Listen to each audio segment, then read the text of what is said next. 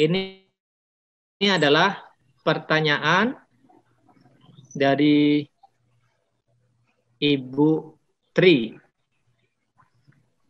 Sukmaningsih.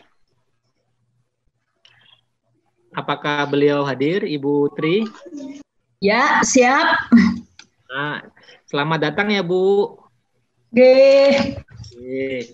Baik, Bu, silakan, Selamat siang, Bu. Ibu Tri. Pertanyaannya, Bu. Ya, selamat siang Bu Arti. Enggak, tadi kalau enggak salah pas saya ngisi absen tuh dengar kalau ngitung energi dulu ya, saya kan dosen ya. Biasa saya kalau saya berikan tuh kalau unggas itu hitungannya dasarnya ME. Tadi saya dengar kok itu sudah konvensional, saya agak kaget juga gitu. Terus katanya ternyata yang sekarang baru kan berdasarkan NE-nya. Nah, itu bagaimana itu penjelasannya? Soalnya setahu saya kalau ME kan karena kita tahu unggas itu kenapa dihitung ME kan dasarnya karena saluran untuk feses dan saluran untuk urin kan bercampur.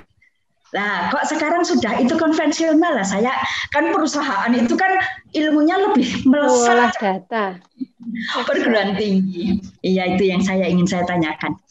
Nggih, begitu Bu. Nggih, Bu. Nggih, saya mengerti Bu. Tapi memang kalau bekerja di perusahaan multinasional itu lumayan lah ya. Seperti Ibu dosen juga kan pasti sering baca. Tadi saya tidak menyebut NE Bu, tetapi AME. Apparent Metabolized Energy. Jadi iya, NE tidak pernah dihitung di poultry. AME itu sekarang sedang digalakkan dan banyak sekali webinar-webinar tentang tersebut, tentang AME. Apparent itu jadi di atasnya metabolized energy, Bu. Jadi lebih detail lagi dan lebih dari segi hitungan tuh lebih tepat lah begitu.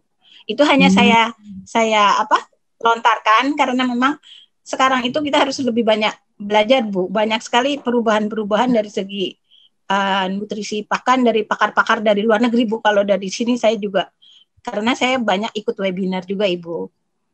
Begitu, Ibu? Oh ya, terima kasih. Nanti saya perlu belajar lebih banyak lagi. Ya itu. Ya.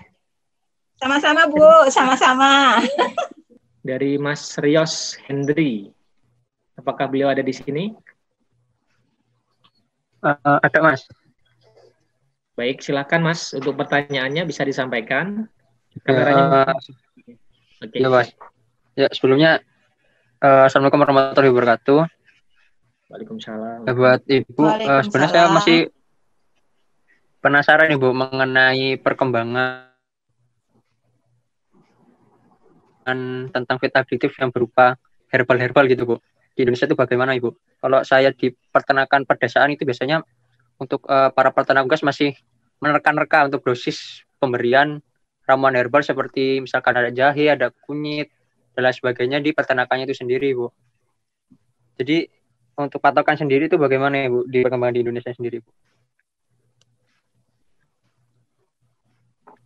Boleh saya jawab langsung, Mas Ardi? Boleh, Bu. Silakan, Bu. Oh ya. Saya dijawab langsung, Bu. Mas Rios. Mas Rios panggilannya? Mas iya, Rios, kalau kita bicara tentang yang tadi disebutkan, mana dia? Yaitu tentang disebut ada herbal ya, Mas Rios sebut herbal ya, apa fit additive herbal ya. Nah itu kejadiannya adalah sejak kita tidak diizinkan menggunakan antibiotik di dalam pakan. Mungkin Mas Rios kalau di pedesaan nggak terlalu update tentang itu. Tapi sekarang kalau Google itu udah banyak, Mas. Yang disebutkan Mas Rios tadi itu adalah pengganti antibiotik, Mas. Kalau kita sekarang untuk untuk ayam yang sehat tidak diperkenankan memakai antibiotik. Kalau dulu kita masih bisa pakai antibiotik sebagai growth promoter ya, AGP. Kalau sekarang kita gunakan itu, kebanyakan yang dipakai adalah kunyit, temulawak, terus ada temu ireng juga untuk menggantikan misalnya ayam yang kadang-kadang beraknya becek. Nah, itu ampuh sekali, Mas, tapi prosesnya tidak secepat kalau menggunakan antibiotik. Jadi pada intinya jika ayamnya parah, kita masih bisa menggunakan antibiotik dengan catatan pakan itu disebut sebagai medicated feed atau pakan yang dipakaikan obat. Nah, kalau untuk hari-hari itu hanya boleh dipakai paling lama 1 sampai 2 minggu. Setelah itu harus di-stop. Pakai lagi pakan ini. Tapi kalau di misalnya di self mix, saya nggak tahu ya apa mereka masih. Kalau di feed meal udah totally tidak bisa menggunakan antibiotik. Apa itu nyambung nggak dengan pertanyaan Mas Rios? Nyambung, Ibu. Mas Rios, nyambung nggak pertanyaannya dengan penjelasan saya? Ya, Bu. Jadi kalau Mas Rios punya Nyambung, Bu. kunyit, punya temulawak, itu dikeringkan dengan amat sangat kering, kadar air jangan lebih dari 10%, karena kalau nanti lebih dari 10% jamuran ya Mas ya.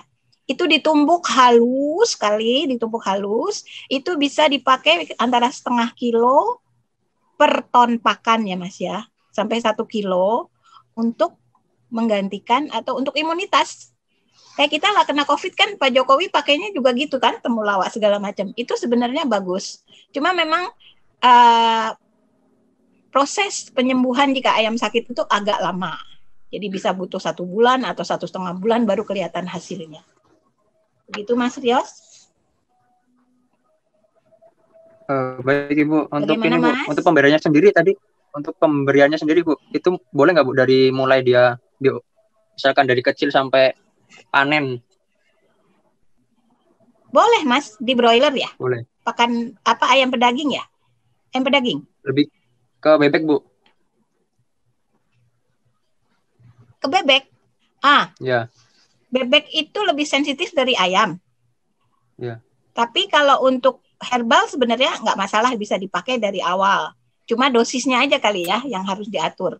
Nanti kita bisa, misalnya kita bisa japrian Mas untuk dosis, karena nanti khawatirnya saya salah memberi dosis karena nggak tahu kondisi tempat Mas Rios atau bebeknya itu seperti apa. Begitu ya. Kan tadi ada nomor HP saya, kalau nyatet bisa nanti kita diskusi sendiri ya. Oke. Ya, baik Mas Ibu, terima Adi? kasih Bu. Sama-sama Mas.